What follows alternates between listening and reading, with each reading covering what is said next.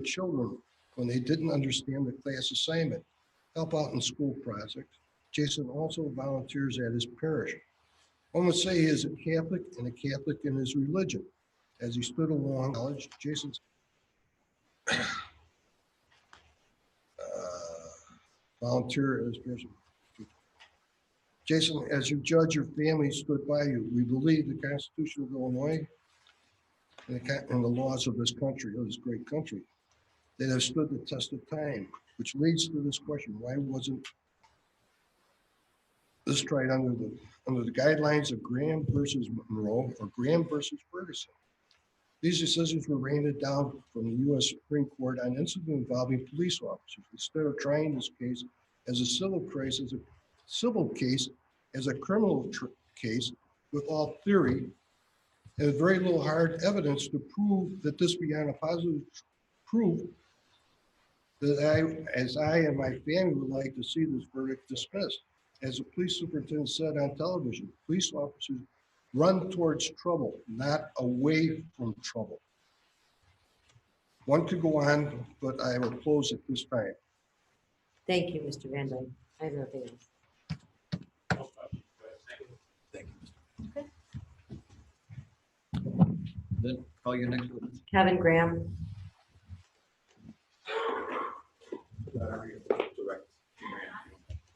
Not at all. Sure.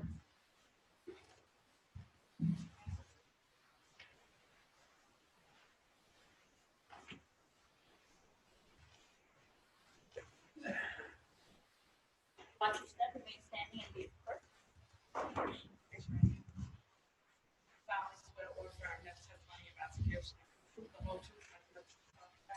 I do. Can you have a seat? Then again, the seat's adjustable, the microphone's live. Put your seat up to the mic, speak into the mic. I would greatly appreciate it. Proceed, Mr. Herbert. Thank you. Good afternoon, sir. How are you? I'm good. Would you please introduce yourself and spell your last name? My name is Kevin Graham, Graham. I'm a Chicago police officer and the president of the Fraternal Order of Police here in Chicago, Lodge 7. And Mr. Graham, how long have you been the president of FOP? About a year and a half. And how long have you been a Chicago police officer? More than 20 years, about 22. I've been a police officer longer than that.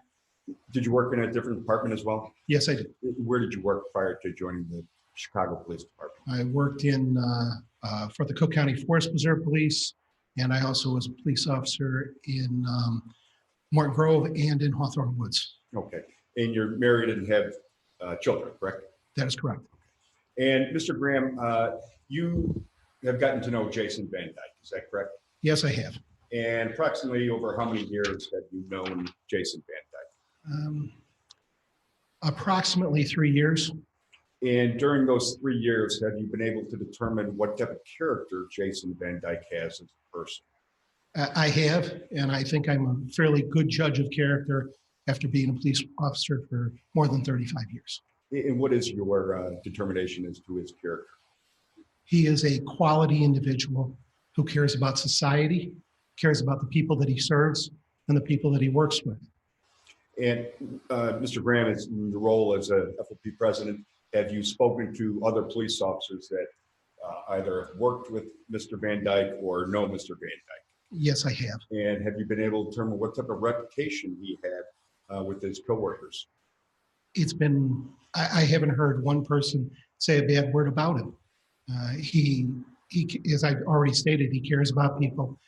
He has a good work ethic. He worked at the FOP and could never do enough. He always made sure he was detail oriented.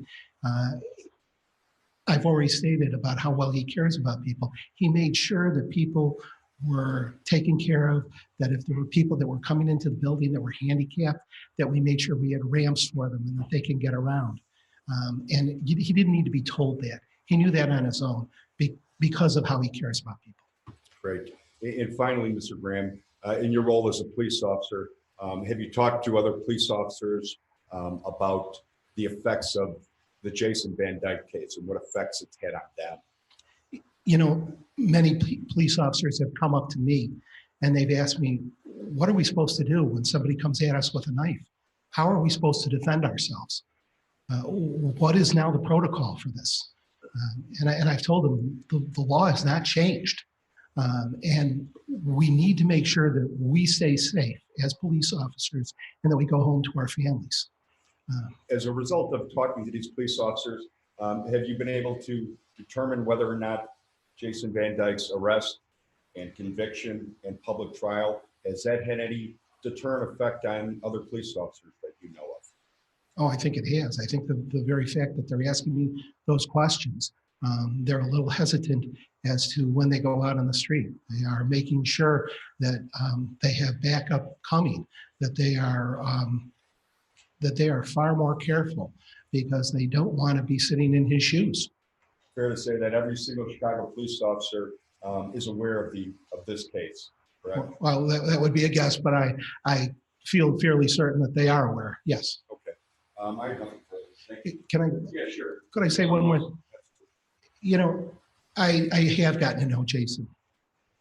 I also know that he and I both became Knights of Columbus at the same time. And that's a Catholic. That's a Catholic organ. I think the mic. Oh, there it is. That's a Catholic organization. I know that I have seen him at FOP by himself praying. I know that it bothers him that a life was taken. And I also know that if justice is served, he will not get a long sentence, because you put somebody in prison as something that they are responsible for. And the Chicago Police Department owns a piece of the responsibility that comes along here, and they're not here to take that responsibility, and they're leaving it on him, and that's wrong. Thank you. Thanks. Mr. Cullen? Thank you, Eric.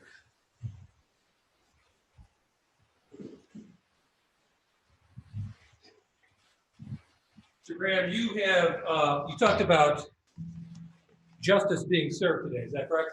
I did. Now, after this jury rendered its verdict, you called in the press, you called this a sham trial that occurred in this courtroom, is that correct? No, that's a lie. I did not say that. Now, you've talked about how this crime has affected members of the Chicago Police Department, is that right? That is correct. Now, before the killing of Laquan McDonald, there were problems with trust within the community as it related to the Chicago Police Department. Is that correct? I'd say that's safe to say. And the Chicago police officer had a difficult job due to the lack of trust from the community. Is that right? I would say that that is fairly correct. And when Excuse me. Jim, could you fix the feedback on the microphone? All right, go ahead, Mr. Collins. Sorry for the interruption. when Jason Van Dyke killed Laquan McDonald, that act significantly further eroded the already fragile trust between the community and the Chicago Police Department. Is that correct? No, it's not correct. You would not agree with me that every officer in the Chicago Police Department has suffered because of the acts of the defendant, Jason Van Dyke. No. Are Would you like me to explain that? Are their jobs easier or more difficult More difficult. because Jason Van Dyke killed Laquan McDonald? Is that correct? No.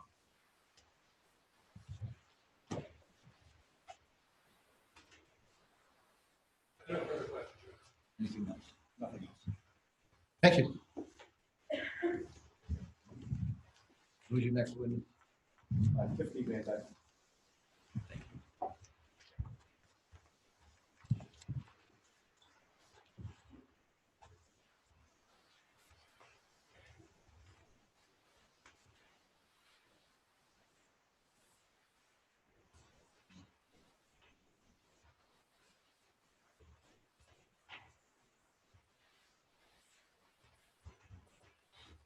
that remains standing and be first. Now, is there also the testimony about to give some the whole testimony? Have a seat. Have a good to again, like I say, 8 times. The seats are adjustable, microphones live. Pull your seat up to the microphone. Speak into the microphone, and everybody will be able to hear your testimony, and that would be greatly appreciated. Proceed, Ms. West. Thank you. Hello. Hello. Sorry, I just knocked this off. Jim. Okay. Please introduce yourself to the court. My name is Tiffany Van Dyke. Tiffany Vandyke. How do you know Jason? He is my husband. How long have you been together? This March, we will have been married for 17 years. We've been together almost 20. How did you meet? We both worked at the same location. We were friends at first, fell in love. Then came all of the following: marriage, children. Okay, you have how many kids? I have 2 children. Kaylee is 17 and my youngest is 12. And you, Jason, and the girls lived in the city together, city of Chicago. We did live in the city. We still live in the city. Do you work? Yes, I do work. I have always worked. With my husband working, I've also worked in conjunction with him. You're working full-time now, correct? I am currently working full-time. In the last few weeks, I have managed to acquire a position in of employment that does offer me benefits for my children, since I no longer have those. You used to? I did used to have those, as my husband was a police officer for so many years. That was one of our benefits, was health coverage. And when did you lose that health coverage? The day they stripped him from the department, he lost all of his pay. He went into no pay status. When an officer goes into no pay status, they lose all of their health benefits and all of their pay. Did you go without health insurance? We did go without insurance. My husband and I both went without insurance for over a year. I did get my children on the All Kids Care program. If my husband and I had anything to do, we needed to make sure we took care of our children. And we knew that if we got sick, we could handle it. And we made sure our children were taken care of. Can you describe your relationship with Jason? My husband is my everything. He is my other half. He's my heart. And my husband is a very kind, gentle man. He would give you the shirt off his back. Thank you. He would give you the shirt off his back. He loves with all of his heart. There is no malice in my husband. There's no hatred. There is no racism to my husband. He's a great human being, a great father, and a wonderful husband. He was also a very great, dedicated police officer to the city of Chicago. They have lost a great officer. Can you tell the court what life has been like for you since the verdict? My life has been a nightmare. My life has been turned upside down, inside out. My husband is not with me. I cannot sleep without him in my bed beside me. I cannot have my daily activities. I don't have my husband. My children don't have their father. Life it's torture. My heart is broken. What is your daily life like now? My daily life, I wake up every morning thanking God I woke up every morning. My first thought is my husband. I think of Jason. It's my first thought. I have to always think of him. And then I get up, I take care of my children like I'm supposed to, like the mother I am. And you go through the day for day. You just think, okay, I'm gonna go to work. I'm gonna take care of my kids. I'm gonna do their activities. I'm gonna come home, still take care of my children, hopefully speak to my husband on the phone for one possible 20-minute phone call once a day, and then go to bed without my husband and do it all over again the next day. Do the kids get to speak to him on the phone? They do get to speak to him on the phone. They get a 10 to possibly up to 20-minute phone call. It is very expensive. How much is it? Every week, I must spend a minimum of $400 to $500 on phone calls for the three of us to speak to him. That is not cheap. Yeah. What's it been like for your daughters without Jason there?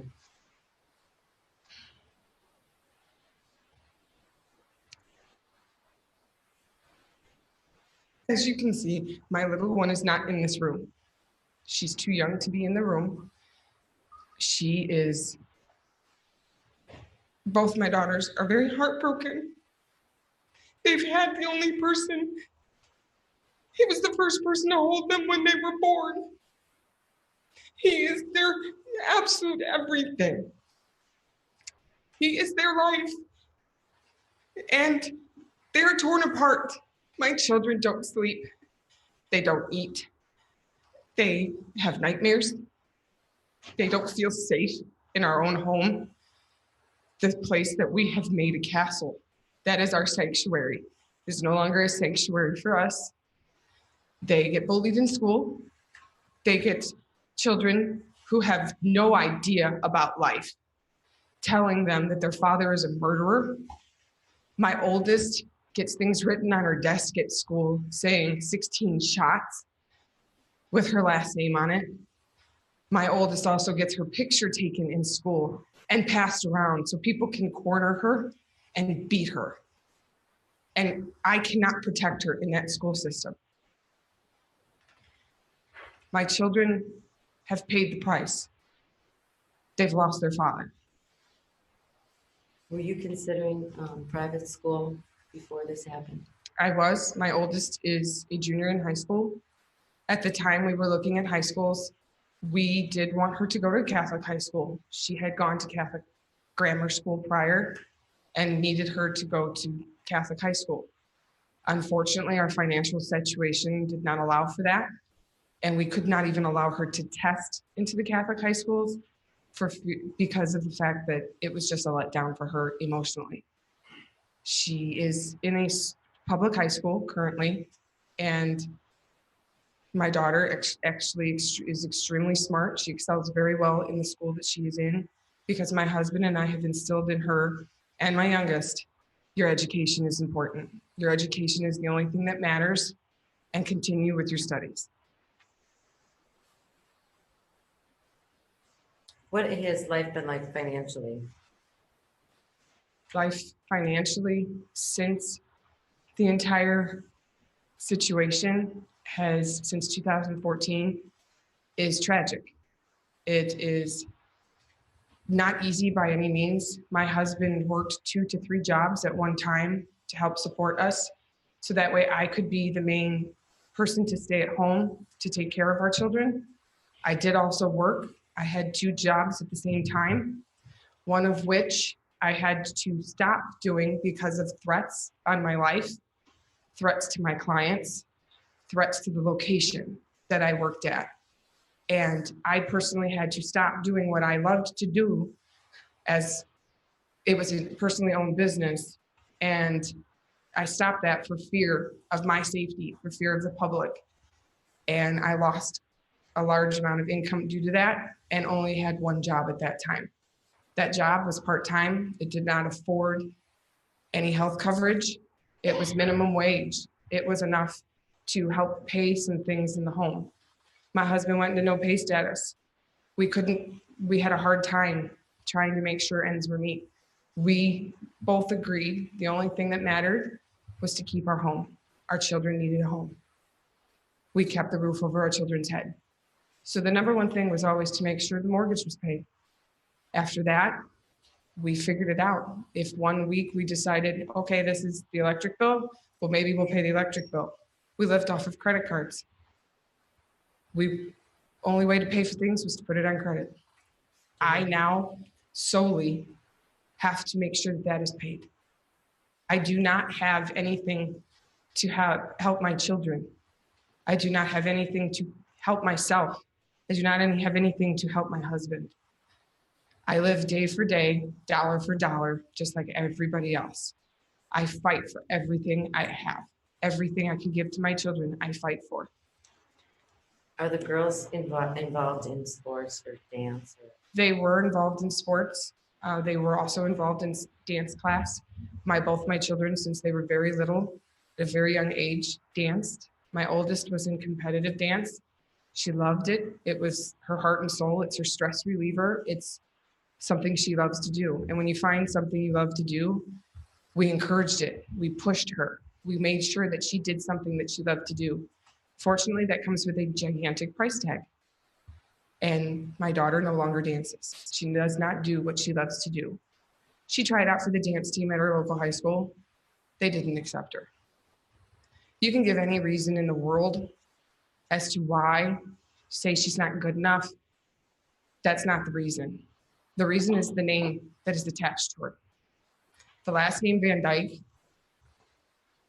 is not a name that goes well within the city of Chicago. Have you personally experienced any kind of a? I have personally experienced it.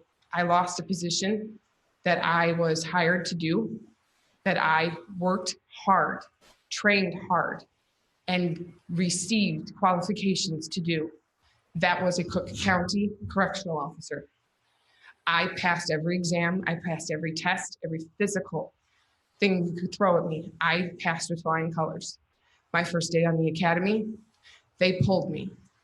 They kicked me out of the academy, did not allow me to have a job where I would be able to support my family, have health coverage for my children and my husband, and did not afford me that opportunity because my last name is Van Dyke. Is that what they told you? Yes, they did not come out and blatantly say it. I have come to find out that that was the reason. Because of who my husband is, I was not afforded the opportunity to have a good paying job to support my family. Did you spend money on uniforms? I had to personally take out a loan in order to buy uniforms for the position. I still have those uniforms that I am not allowed to wear because of the fact that I was pulled from that position. That came with a heavy price tag as well, which is something that they do not pay for. They did not pay for. I am still paying for. And they sit in a suitcase and I can't use them. Can you describe what it's been like coming into this courthouse for Jason's trial? To come into this courtroom for Jason's trial was one that my husband prepared me for. He told me, this is how things are going to go. It's going to be scary. People are going to be screaming at you, screaming at me. They're going to be saying very foul, inhumane things, calling my husband a murderer. My husband is not a murderer. Calling him all these vile things over and over again, repetitively. Threats to his life. A sniper threatening to take my husband out.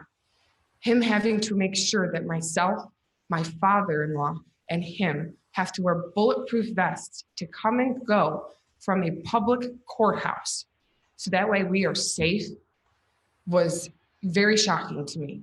It broke my heart. My husband was more afraid of my life and my father-in-law's life than his life. I was afraid every day coming in and out of this courthouse that somebody was going to shoot and kill my husband. And that was because of threats? That was because of threats. Everybody knows that your kids didn't attend the trial, but they're here today.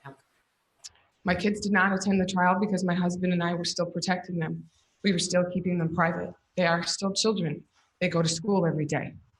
We needed to make sure that they were taken care of and not in the limelight. Media is not a good thing.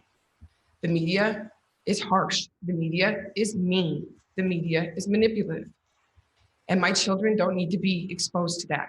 Today, they are here because this will be the last time that they see their father before he goes to prison. They need to be able to see him physically and smile at him, show them that they love him, show them that they care for him, and that they still support him 150%.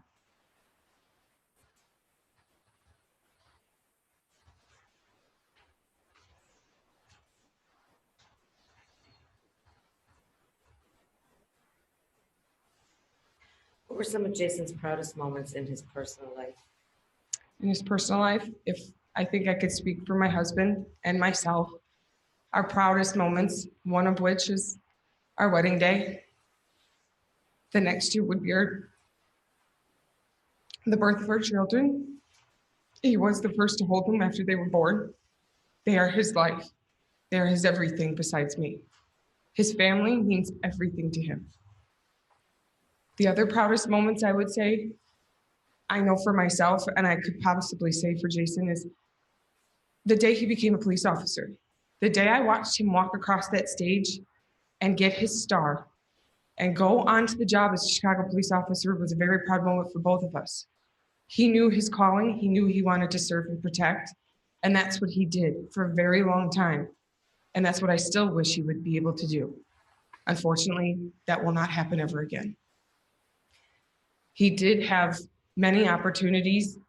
He did come up in the ranks in the police department. He was offered to be in specialized units that he was very proud of. He loved being in these special units and working with his fellow officers. He was also awarded the opportunity. Very select few Chicago officers were given the opportunity to go and be private security for Barack Obama's second inaugural parade for his security detail. My husband was selected for that. He went to Washington, D.C., and he held the line for President Barack Obama. Was he on the sergeant's list? Yes, he was. He took the sergeant's exam. He always wanted to excel. He always wanted to grow within the ranks. He knew what he wanted to do, and that was to make sure that he could serve and protect. And he loved his job. He loved his career, and he took every opportunity he could to advance. Tiffany, what concerns you about the possibility of Jason going to prison today?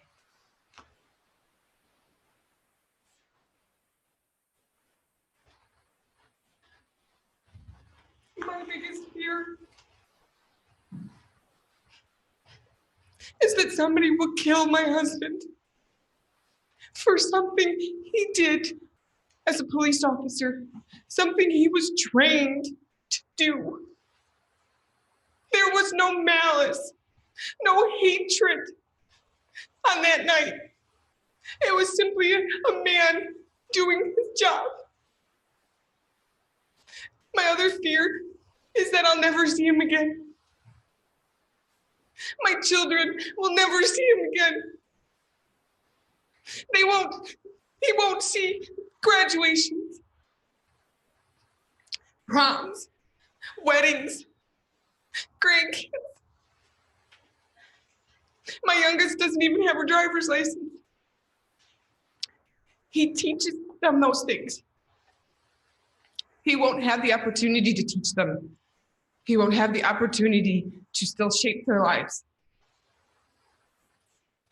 I'm afraid every day, every single day, I go to bed praying that he is safe and praying that he will come home. Anything else?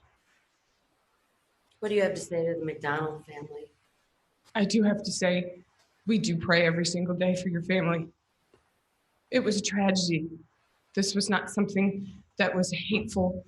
This was not something other than my husband doing his job, what he was trained to do. We pray every single day for this family, for my family, for your family, for everybody, for the entire city of Chicago to have peace. That's all we want. We want both sides to have peace. And Tiffany, finally, do you have anything else you'd like to say to the court before your husband is signed? I do. I would like to ask the court to please take into consideration that my husband is a man. He's a human being. He was a very good, dedicated officer. He's a very good, loving husband, a very good, loving father. He has paid the price. He has paid the ultimate price. He will no longer be a police officer. He will no longer be able to gain any form of employment that will be able to help support my family. His life is over. Please, please. He has paid the price already. My heart and soul are broken. They will not be mended until he comes home. My children will not rest and not be safe until he comes home. He has paid the ultimate price. I love my husband very much. That will never change. I just beg for the least amount of time, if not probation, for my husband. My husband does not deserve a lengthy time frame for doing his job as a police officer. Thank you, Tiffany. Thank you. I don't have any more questions. Thank you. Michael, who's your next witness? We don't have any more witnesses. So. All right. At this point, defendant, like to address. Yeah, that'll be after the closing argument. All right, there'll be a short recess.